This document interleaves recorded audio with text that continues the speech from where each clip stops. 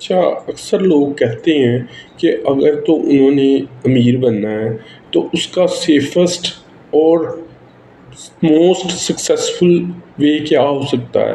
अगर तो आप अमीर बनने के लिए मुझसे पूछ रहे हैं कि most safest and successful route, तो वो है बेसिकली आप एक इक्विटी फ़ंड लें, म्यूचुअल फ़ंड।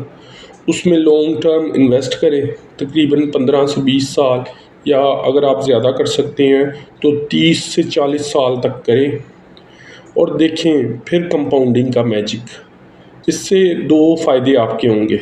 एक तो आप जनरेशनल वेल्थ यानी बहुत बड़ी वेल्थ क्रिएट कर पाएंगे, और दूसरा ये कि आप बेसिकली एसआईपी कर रहे हैं इस म्यूचुअल फ़ंड में, जो इक्विटी म्यूचुअल फ़ंड है, तो आपको लमसम भी ऐड नहीं करना पड़ेगा और आप अमीर भी हो जाएंगे।